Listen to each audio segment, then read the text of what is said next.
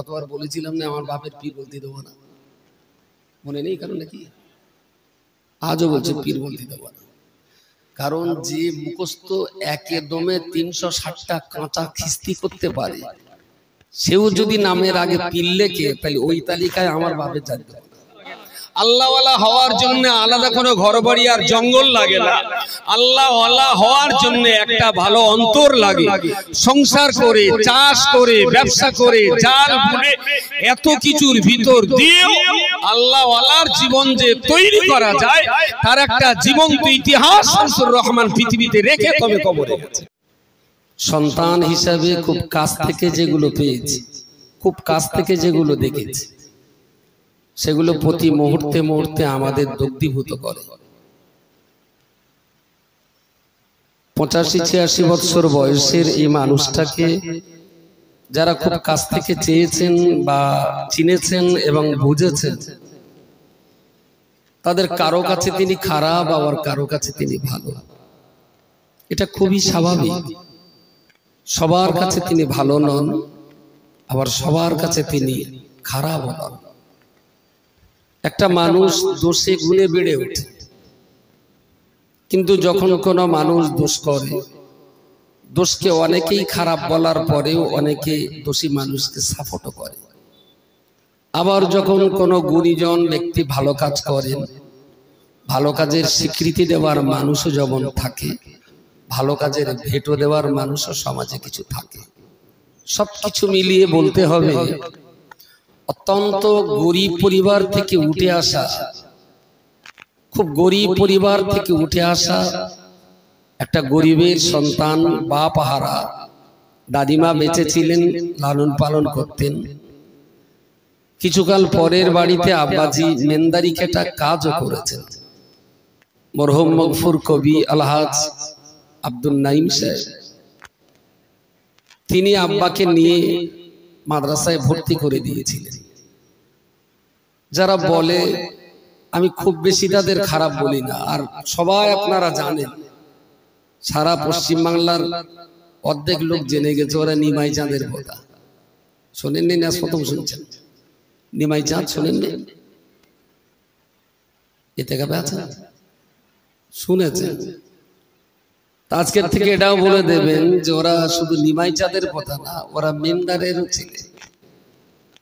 আমার বাপ মেন্দারি করতেন, এটাও বলে দিতে পারে।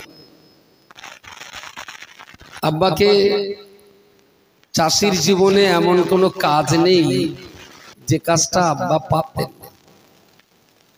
চাষির বংশের ছেলে হিসাবে গর্বিত, তিনি চাষাবাদই করতেন। তবে এটা আমার গর্বের বিষয় যে মাঠে, আমাদের মাঠের একটা পুকুর আছে, পুকুরটার নামই হলো মাঠের পুকুর। ওই পুকুরে আব্বা পাট ধুচ্ছেন, আর পাট পাকাজি ছোট বয়সে আমরা বইতাম। তো আমি খুব পরোক্ষরেই দেখতাম আব্বা পানিতে, কোমর পানিতে লেবে পাট দেওয়া কাজ করতেন, আর জবান দিয়ে কোরআন তেলাওয়াত করতেন। সুবহানাল্লাহ। আমি এই শিক্ষাটুকু আপনাদের নিতে বলছি। ধার্মিক হতে গেলে বড় লোক হতে হয় না, ধার্মিক হতে গেলে দেখতে শুনতে ভালো হওয়া লাগে না, ভালো হতে গেলে বিরাট কোটি টাকার মালিক হতে হয় না। আল্লাহওয়ালা হওয়ার জন্য একটা ভালো ইচ্ছা শক্তি থাকার প্রয়োজন হয়। শুধু ইচ্ছাটা যদি ভিতরে থাকে, পাটের অলে পাট ধুতে ধুতেও কোরআন তেলাওয়াত করা যায়। এমন কোন দিন আমার এই জীবনে, যতদিন আব্বাকে দেখে এসেছি খুব কাছ থেকে, ধরুন আমি এখানে ঘর করেছি তো কত বছর আসতে হলো, তারপরে আব্বা আমরা সব একসঙ্গে থাকতাম। আগে মুফতি সাহেব এখানে ঘর করেন, তারপরে আমি করি। তো বলা যেতে পারে জীবনের টানা 40টা বছর একই ভিটে তো থেকেছি। হয়তো পড়াশোনার জীবনে বাইরে থাকতাম, কাছ থেকে তো দেখেছি। আমার মনে হয় পশ্চিমবঙ্গের কেউ বলতে পারবে না যে শামসুর রহমানের একদিনের ফজরের নামাজ ঘুমের ঘুরে কাজা হয়েছে। আমি বলেছিলাম শামসুর রহমানকে কেউ যদি পীর বলে তার বিরুদ্ধে আমার লড়াই হয়। তবে ইমামে আজম আবু হানিফা রহমাতুল্লাহ আলাইহিকে গতবার বলেছিলাম না আমার বাপের পীর বলতে দেবো না, মনে নেই কারণ নাকি? আজও বলছে পীর বলতে দেবো না, কারণ যে মুখস্থ একে দমে 360টা কাঁচা খিস্তি করতে পারে সেও যদি নামের আগে পীর লেখে তাহলে ওই তালিকায় আমার বাপের জানতে হবে, কোনো মতেই জানতে হবে। ইমামে আজম আবু হানিফা রহমাতুল্লাহ আলাইহির কাছে একজন মানুষ, একজন মহিলা বেওয়া, তার স্বামী নেই, তার সন্তানকে ইমাম সাহেবের কাছে রেখে গেলেন যে আমার বাচ্চাটাকে আপনি একটু পড়াশোনা করাবেন, আপনি ভালো মানুষ, একটু পড়াবেন। তা ভদ্র মহিলা আসে, আর তখনকার দিনে তো মাদ্রাসা ছিল না, জায়গিরি প্রথায় এইভাবে পড়াশোনা হতো। কোনো আলেমের বাড়ি 10টা, কোনো আলেমের বাড়ি 5টা, কোনো আলেমের বাড়ি 50টা, এইভাবে ছেলে পিলে সেদিন আলেম করা হতো, মাদ্রাসা সিস্টেম তখন ছিল না। তো বেশ কয়েক বছর থাকার পর ভদ্রমহিলা এসে বলছেন আমার ছেলে বাড়ি নিয়ে যাও, আপনার কাছে আর পড়াবো না। তা বলছে কারণ? বলছে আজ অনেক দিন আপনার কাছে আসা যাওয়া করছি কিন্তু আপনার কোনো কারামত দেখলাম না, কোনো কারামত দেখলাম না। পানির উপর দিয়ে হেঁটে যাচ্ছেন সেটাও দেখিনি, একটা কাঁচা ডাবে ফু দিয়েছেন শুকনো ঝুলনের কোল হয়ে গেছে এমন দেখিনি, একটা মোরগের মাথায় ফু দিলেন তো ধাড়ি মুরগি হয়ে গেল সেটাও তো দেখিনি। তো আপনার কোনো কারামত নেই, তো আপনার কাছে আমার ছেলে রেখে লাভ নেই। ইমাম সাহেব বলেছিলেন আচ্ছা তোমার ছেলে তুমি বাড়িতে নিয়ে যাও, তাতে আমার দুঃখ নেই, তুমি যে ক বছর আমার সঙ্গে আমার বাড়িতে আসা যাওয়া করছো তোমার বাচ্চা কেন্দ্রিক, এই ক বছরের ভিতরে তুমি কি আমার কোনোদিন সুন্নাতের খেলাফ কোনো কাজ দেখেছো? বলছেন না। বলে বাচ্চা আপনি বাড়িতে নিয়ে যান, তবে আমি যে জীবনে সুন্নাতের খেলাফ করিনি এটাই হলো আমার পীরত্ব আর বেলায়েতের সবচেয়ে শক্ত দলিল। কিছু মাথায় যাচ্ছে? শরীয়তটা পূর্ণাঙ্গ রূপে মেনে চলাটা এটাই তো ওলি আল্লাহ হওয়ার জন্য যথেষ্ট। ওলি হওয়ার জন্য পানি দিয়ে হাঁটা লাগে না, ওলি হওয়ার জন্য মদ্দা লোকের মাথায় ফু দিয়ে মেয়ে লোক তৈরি করতে হয় না। নবীদের জন্য মুজিজা শর্ত। কেউ যদি বলে আমি নবী তাহলে তার কাছে আমি চাইতেই পারি যে তুমি যে নবী তোমার মুজিজা দেখাও, কিন্তু নবীর কাছে মুজিজা চাইতেই পারি কারণ মুজিজা ছাড়া নবী হতেই পারে না। কিন্তু কোন ওলি হওয়ার জন্য কারামত শর্ত নয়, ওলি হওয়ার জন্য কারামত শর্ত নয়। আল্লাহর ওলি হওয়ার জন্য শর্ত হলো শরীয়তটাকে পূর্ণ মাত্রায় মেনে চলা। জোরে সোরে বলুন সুবহানাল্লাহ। নামাজের আগে মেসক না পাওয়ার কারণে আব্বাকে অনেক দিন বকতে দেখেছি মাকে, আমার মেসক কোথায় গেল? যতক্ষণ মেসক না পেয়েছেন ততক্ষণ বন্যা নিয়ে বসে রয়েছে। আর ওনার স্বভাব ছিল এক হাতে লোটা পানি নেবেন, ডান হাতে মেসক নেবেন, মাথায় গামছাটা দেবেন কান্ডা ব্যাট দিয়ে, মাথাটা ঢেকে নিয়ে ডান হাতে মেসক বাম হাতে লোটা ইস্তেঞ্জায় যাবেন। বিনা মেসকে ওযু করতে দেখিনি কখনো। মাঠে এমন কোন কাজ নেই যে আব্বা করতে জানতেন না বা করতেন না, আমার জানা নেই, সব কাজ করতেন। কিন্তু জীবনে কোনোদিন কোন চাষের নাঙল দেওয়া থেকে নিয়ে পাড় ধোয়া পর্যন্ত কোন কাজে কোনোদিন আব্বাকে হাঁটুর উপরে কাপড় পরতে দেখিনি। সুবহানাল্লাহ বলেন, কখনো দেখিনি। যত কাজই করেছেন হাঁটুর নিচে কাপড় থাকতো, কাপড় গুটিয়ে নিতেন কিন্তু হাঁটুর উপরে উঠতো না। নাঙল চষেছেন কিন্তু সেই অবস্থায়। আমি আবার বলছি, আল্লাহওয়ালা হওয়ার জন্য কোটিপতি হওয়া লাগে না। প্রচন্ড কাজের চাপে হয়তো একাধবার সেটা আমার নজরে পড়েছে, এমনই কাজ যে ফেলে আসার সময় নেই। বাড়িতে গেলাম, মাঠে গেলাম, মা বললেন গেলাম, যে দেখলাম আব্বা গামছাটা মাথায় দিয়ে মাঠের আলি টানা রোদ্রে জোহরের নামাজ আদায় করেছেন। সুবহানাল্লাহ। জোহরের নামাজ পড়েছে, নামাজের পরে আবার কাজ করেছে, কাজ করে এসে 2:30 3টে 4টে বেজেছে, গোসল করে খাওয়া দাওয়া করে আবার আসর করেছে, নামাজ কাজা করতে দেখেনি। তো আল্লাহর ওলি হওয়ার জন্য শরীয়তটা পূর্ণ মাত্রায় মেনে চলাই যথেষ্ট। আকাশ দিয়ে উঠতে হয় না, আর পানি দিয়ে হাঁটতে হয় না, কখনোই হাঁটতে হয় না। তো খুব কাছ থেকে যে জিনিসগুলো দেখেছি আমি কোনোদিন শুনিনি, আজকে এখানে বলছিল বাকিবিল্লাহ, আমারও শুনে খুব আশ্চর্য লেগেছে, খুব আশ্চর্য লেগেছে। বাকিবিল্লাহ বলছিল তখন আপনারা আসেন, আমতায় আমাদের আঞ্জুমানের সদস্য মাওলানা বাকিবিল্লাহ সাহেব আমতায় বাড়ি, ও আমাদের বইকারা মাদ্রাসার ছাত্র, এখান থেকে হিফজ করেছে। তারপরে জামিয়া থেকে ফারেগ হয়ে এখন আলহামদুলিল্লাহ চৈতে মাদ্রাসার ভালো একটা পদে কাজ করছে, আর ভালো বক্তা। বাকিবিল্লাহর বক্তব্যে বলছিল যে একদিন হুজুর আমার বলছে, বাকিবিল্লাহ তোরা কি কোরআন পড়িস? তোরা কিরকম কোরআন পড়িস? ওই রকম পড়লে হবে না, আরো বেশি পড়তে হবে। ওদের শোন, আমি একটা জাল বুনতে বুনতে, আর আমাদের এই আব্বা যেখানে থাকতেন ওই লোকের একটু জাল বোনা স্বভাব ছিল, ওই খেবলা জাল সবসময় প্রায় দেখেছি ছোট বয়সে একটা জাল ওখানে ঝোলার, আব্বা বুনবেন, আবার একটা জাল ছিঁড়তে ছিঁড়তে আর একটা জাল তৈরি হয়ে যাবে। তো বাকিবিল্লাহ বলছে যে হুজুর বলেছিলেন বাকি তোরা তো পড়িস, আর শোন আমি একটা জাল বুনতে বুনতে 7 খতম কোরআন শরীফ তেলাওয়াত করেছি। ভাবা যায়?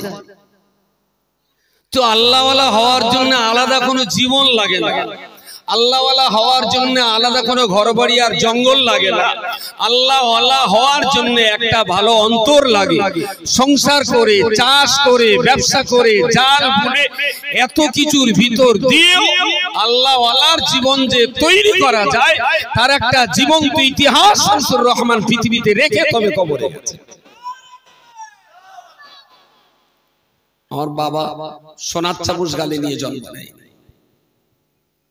জানি না জন্মগ্রহণ করার পরে সচরাচর দেশীয় প্রথা অনুযায়ী গালে মিষ্টি দিতে হয়।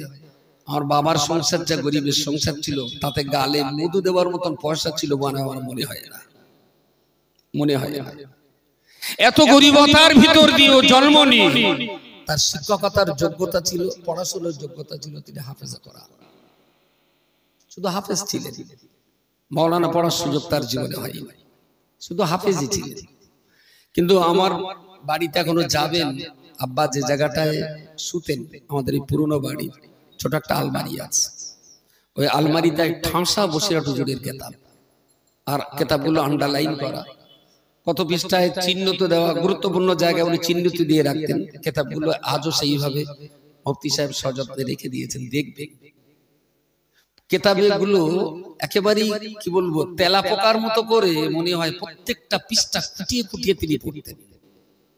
এবং জীবনে একটা দিন নেই যে দুপুরে ভাত খেয়ে আব্বা শুয়েছেন অথচ হাতে একটা কেতাব নেই,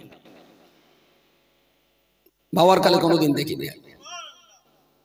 দুপুরে একটা স্বভাব ছিল, গোসল যদি দেরিতে হয় অসুবিধে নেই, আগে হলেও অসুবিধে নেই, কিন্তু গোসল করলেই ভাত দিতে হবে, গোসল করলেই ভাত দিতে হবে।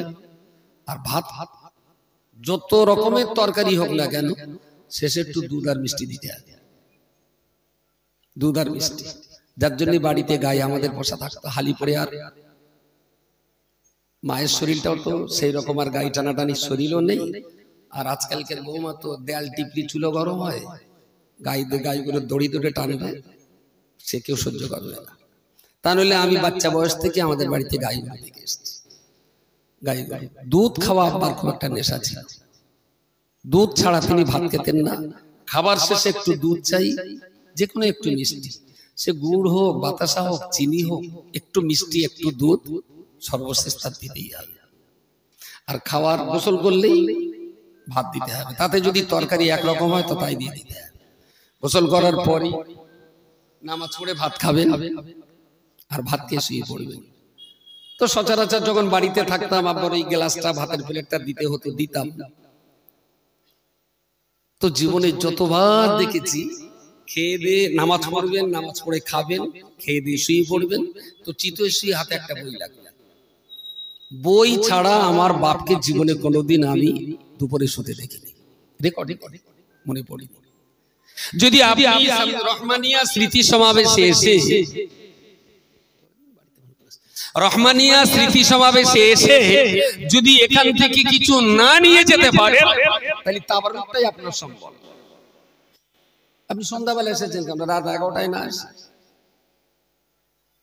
আপনার তো সন্ধ্যা থেকে এখানে আসার কোনো দরকার নেই। আপনার সম্বল যদি তাবাররুক হয় তাহলে 11টায় এসে আপনি একগাল খেয়ে চলে যাবেন, কোনো অসুবিধা নেই। আর সেই সন্ধ্যা থেকে এখানে বসে রয়েছেন মানে এখান থেকে কিছু নিয়ে যেতে হবে আপনার। সেই নিয়ে যাওয়াটা কি? জীবনে কোনোদিন আমার চোখে পড়েনি যে আমিও বাড়িতে, আব্বাও বাড়িতে, আব্বা ফজরের নামাজ পড়েছে কিন্তু কোরআন শরীফ তেলাওয়াত না করে অভাব অনটনের হাজার অভাব অনটনের চাঁচা কোলে আষ্টে পিষ্টে বাঁধা থাকার পরেও ফজর বাদ 2-5 পারা কোরআন তেলাওয়াত না করে আব্বা কোনোদিন বাড়ি থেকে নিজে কাজে যাবে না। যদি রহমানিয়া স্মৃতি সমাবেশ থেকে কিছু নিয়ে যেতে হয়, আপনাকেও তৈরি করতে হবে যে ফজরের নামাজ পড়ে 5 মিনিটের কোরআনটা পড়ে তবে অন্য কাজে হাত দেব। পারবেন? খুব কঠিন কাজ বললাম নাকি? আল্লাহ ওয়ালা হওয়ার জন্য আলাদা জীবন লাগে না, টাকা লাগে না, শুধু একটু ইচ্ছা লাগে, শুধু একটু ইচ্ছা শক্তি লাগে, আর কিছু লাগে না। প্রিয় নবী মুহাম্মদুর রাসূলুল্লাহ সাল্লাল্লাহু আলাইহি ওয়াসাল্লাম তিনি তো খুব গরিবের ঘরে জন্ম নেওয়ার আগে 4 মাস আগে আব্বা চলে গেলেন, 6 বছর বয়সে মা চলে গেলেন, 8 বছরে দাদু চলে গেলেন। কোরআন শরীফের পরিভাষায় বলা হয়েছে আলাম ইয়াজিদিকা ইয়াতীমান ফাআওয়া ওয়াজাদাকা দাল্লান ফাহাদা ওয়াজাদাকা আইলান ফাআগনা। আল্লাহ বললেন, ইয়া রাসূলুল্লাহ, আমি আল্লাহ কি আপনাকে এতিম হিসেবে পাইনি? আপনি কি বিশ্বের সেরা নিঃস্বদের ভিতরে সেরা নিঃস্ব, সেরা অসহায়, সেরা গরিব, সেরা এতিম, বিশ্ব সেরা নিঃস্ব ছিলেন আপনি? আমি আল্লাহই তো আপনার সাহারা হয়েছিলাম। বলুন সুবহানাল্লাহ। হয়তো কালকে আবার শেয়াল হুক্কা করবেন, ওই দেখো নবীর এতিম বলেছে, নিঃস্ব অসহায় বলেছে। অনেক শেয়াল আছে তো কালকে আবার হুক্কা করবে। আরে রাসূলুল্লাহ এত গরিব, তিনি এতিম, তিনি নিঃস্ব, তিনি রিক্ত, তিনি অসহায়। মাস পেরিয়ে যেত তার চুলায় রান্না করবার মতো কিছু জুটতো না, আগুন জ্বালাবার প্রয়োজন হতো না। একটা খেজুরের অর্ধেকটা খেয়ে ইফতার করেছে, বাকি অর্ধেকটা সেহরিতে খেয়ে পরের দিন রোজা রাখতে হয়েছে। এগুলো কি জমিদার টাটা বিল্লা ছিলেন নাকি? তো এত গরিবতার ভিতর দিয়েও নবীদের নবী প্রিয় রাসূল সাল্লাল্লাহু আলাইহি ওয়াসাল্লাম তিনি শুধু মুসলমানের দায়িত্ব পালন করেননি, মুসলমানের দায়িত্বের সাথে সাথে রিসালাত এবং নবুয়তের পূর্ণ দায়িত্ব তিনি পালন করেছেন। জোরে বলুন সুবহানাল্লাহ। বারবার বলছি, ইসলাম কিন্তু গরিবতার ভিতর থেকে উঠে এসেছে, অত্যন্ত গরিবতার ভিতর থেকে উঠে এসেছে। আজকে আমরা খাবার কষ্ট নেই, আমাদের পড়ার কষ্ট নেই, মাখার কষ্ট নেই, গাড়ি চেপে বেড়াচ্ছি, খুব সুখে, খুব খুব খুব জমিদারি হালাতে কাল কাটাচ্ছি। কিন্তু চোখ বন্ধ করলেই যখন পিছনের ইতিহাসটা দেখি না, চোখ বন্ধ করলে সব যখন মনে হয়, তখন এটাও মনে হয় যে এই অবস্থা চিরকাল কাটবে না। আবার আমার ছেলে পিলে না রে তার ছেলে পিলেদের আবার একটা সেই গরিবতার জায়গায় ফিরতে হতে পারে, অসম্ভব মোটেই নয়। আল্লাহ কাউকে অর্থ দিয়ে দেখেন যে দিনের উপরে থাকে কিনা, আবার আল্লাহ কাউকে অর্থ কেড়ে নিয়ে থাকেন দেখেন সে দিনের উপরে ঠিক থাকে কিনা। শুধু আপনাদের কাছে দোয়া এটা, আব্বা অত্যন্ত গরিবতার সঙ্গে জীবন যাপন করেছেন, খুব গরিবতার সঙ্গে। বোধহয় 4 বছর আগ পর্যন্ত তিনি মার্কেট ঘুরে ঘুরে বাজার করেছেন, 3-4 বছর আগ পর্যন্ত। মুফতি সাহেব একটু বকাবকি করলে তাই বোধহয় একটু কম হয়, আপনি এখনো কেন হাটে যান, ও কেউ না কেউ করবে। তবু আব্দুল মুকিত বাজার করবে, তবে মুকিতের পেছনে আব্বাকে নিয়ে যেতে হবে। আলু যদি 5 টাকা বলে সেটাও চেষ্টা করেন 4 আনা পয়সা কম হয় কিনা। বাদুড়িয়া হাটের দোকানদার যারা তারা জানে, সেটাও চেষ্টা করে। তো যেহেতু গরিবের সংসার, আরে আব্বা আমি ছোট বয়সে দেখেছি যেটা, সেটা তো অস্বীকার করলে হবে না।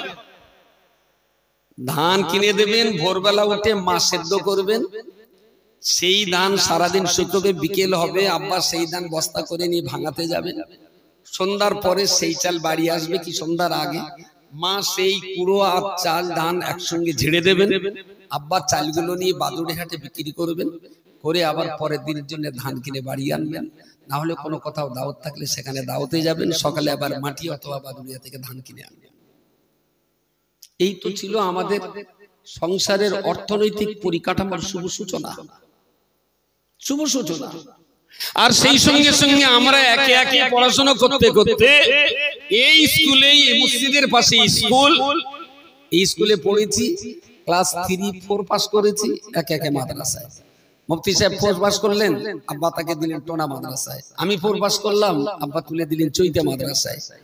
সেজ ভাইটা 4 পাস করলো, তাকে আবার দেওয়া হলো মাদ্রাসায়। তার মানে যে একটু হাতের কাজ করার মতো নয় সে তখন বেরিয়ে যায়। তাহলে আব্বার যে অভাব, সেটা যে কষ্ট খাটাখাটনি থেকেই গেল। আমরা কেউ কিন্তু আব্বার হাতের কাজে লাগে না, কখনো কাজে লাগে না। বাবা ইচ্ছা যদি করতেন তাহলে আমাদের কয় ভাইয়ের যদি সেলাই কাজে লাগিয়ে দিতেন না, তাহলে আমার বাপের অর্থনৈতিক পরিকাঠামোর এত অভাব থাকতো না, থাকতো না। একদিন সেই এতে গিয়েছি, বোধহয় ওই দক্ষিণে কোথায় দাওয়াতে গেছি, তা ফেরার সময় চম্পাহাটি বাজারে, ওখানে ভোর 4টের সময় মাছের বাজার বসে। আর মাছ ধরাও একটা নেশা, মাছ কেনাও একটা নেশা। খাই কম কিন্তু নেশা খুব মাছের। ঘুরতে ঘুরতে কেজি 6 করে বড় একটা ভেটকি মাছ দেখেই তো আমার নেশা লেগে গেছে। নেশার ঘুরে পড়ে মাছটা কিনেছি বোধহয় 2400 টাকায়। এই বোধহয় বছর 7-8 হলো 2400 টাকার ভেটকি মাছ কিনেছি। কেনার পরে এবার চিন্তা হচ্ছে আব্বার সামনে লে যাবো। এই মাছ দেখলেই তো মুদাম তো বুকে লেগে যে জমিদারি চাল মারতে। আব্বা তো জীবনে গরিব মানুষের সংসার, খেটে খাওয়া সংসার, তো বাড়িতে এনে অন্য লোক দিয়ে মাছটা ওই বাড়ি পাঠালো, যে বকুক যা করুক আমার আড়ালে হয়ে যাক, আর বকাঝকা যা হবে মার উপর দেওয়া হবে, আমার তো আর পাবে না। তারপরে শুনলাম প্রথমে একটু একটা দুটো হাঁকা দিয়েছে, তারপরে নিজে আবার সেই মাছ বেচে কুটে কারকে দিতে হবে, নিজে হাতে আবার ভাগ করেছে। তার মানে ভালো একটা জিনিস, দামি জিনিস কিনে আব্বার সামনে দিতে গেলেও খানিকটা ভিতরে ডর ছিল যে এত দামি জিনিস উনি সহজে মেনে নেবেন না। এত গরিবতার ভিতর দিয়েও তার উঠে আসা, নামাজ কখনো কাজা হয়নি, ফজর বাদ কোরআন কখনো কাজা হয়নি, সত্য কথা বলা থেকে তিনি কখনো বিরত হননি। জীবনের বিরাট একটা বড় পাওনা। যখনই শুনতেন কেউ কিছু ধার করেছি, আব্বা বারবার বলতেন আমি জীবনে কোনোদিন 5 পয়সা 5টা টাকা ধার করে সংসার চালাই। আর এটাও মনে থাকবে যে আব্বার জানাজাতে ভুল ত্রুটির জন্য ক্ষমা চেয়েছিলাম আমরা, কিন্তু কারো যদি দেনা পাওনা থাকে তাহলে বলবেন শোধ করে দেবো, এই কথাটা বলিনি। মনে পড়ে? হ্যাঁ, দেনা পাওনার কথা বলি, যে কেউ যদি আমার বাপের কাছে কিছু পায় আপনারা বলবেন আমরা দিয়ে দেব আলহামদুলিল্লাহ। এই কথাটা বলতে হয়নি, কারণ আব্বার কাছে জীবনে বহুবার শুনেছি। আর আমরা দেনা করলে বকতেন, কখনো কখনো দেনা করেছি, আব্বা শুনে খুব বকতেন। আমি জীবনে কোনোদিন 5টা টাকা দেনা করিনি, আমি তো দেনা করে খাই না। ওই আবুল হোসেন বাবু আছেন, বাবু আপনার দুটো কথা বললে ভালো ছিল। একেবারেই আব্বার খুব বন্ধু লোক, উনি আলু ব্যবসায়ী, বাদুড়িয়ার দোকানদার। বাদুড়িয়ায় গেলেই ওনার সঙ্গে একটা সময় কাটাতেন আব্বা। 10টা মিনিট যদি সময় পেতেন চাচার কাছে বসতেন। তো জীবনে কোনোদিন দেনা তিনি পছন্দ করতেন না, ঋণ দেনা কখনো পছন্দ করতেন না। পুরনো ভিটে যে ইট লাগানো আছে ওই ইট কিনে বাড়ির উঠোনে পড়েছিল, আমার তো মনে হয় 6-7 বছর তো হবেই, মুফতি সাহেব ভালো বলতে পারবে। 6-7 বছর ইট কিনেছে, পড়েই রয়েছে। দুটো বালিয়া সিমেন্ট কিনে ইটগুলো যে জোড়া দিতে হবে সে পয়সা জোগাড় হচ্ছে না। ইট কেনার অন্তত আমার তো মনে হয় 10-11 বছর তো হবে। 10-11 বছর পরে তারপরে আমাদের এই পুরনো বাড়ি যেটা আছে পাকা বাড়ি তৈরি হয়। 10-11 বছর পর। তো লম্বা চওড়া বলার কিছু নয়। আজকের এই স্মৃতি সমাবেশের মূল উদ্যোক্তা আঞ্জুমানে ওয়াইজিন। সন্তান হিসাবে নতুন ওয়াজ নসিহত করার কিছু নেই। এসেছেন যখন আব্বার ভালোবাসেন, মহব্বত করেন। আর আজকে যে বিরাট কর্মকাণ্ড যা দেখছেন অল ইন্ডিয়া সুন্নাতুল জামাতে, এ বাজার তো তারই বসিয়ে যাওয়া, নাকি বলেন? এ বাজার তার তো বসিয়ে যাওয়া। কেরালা মডেল নিয়ে সবাই পাগল। যখন ফার্স্ট আমি কেরালাতে একবার যাই, তারপর ফিরে আসি, ওরা এখানকার ভিজিট করে রিপোর্ট করে পাঠিয়ে দিলেন। ওরা আমাদের 40 জনকে যেতে বললেন, 40 জন। আব্বাকে বললাম, আব্বা এই ব্যাপার একটু যাবে? তাহলে কোকা কেরালায় কখনো তো যায়নি, তা চলো যাই। 40 জনের ভিতরে আব্বাও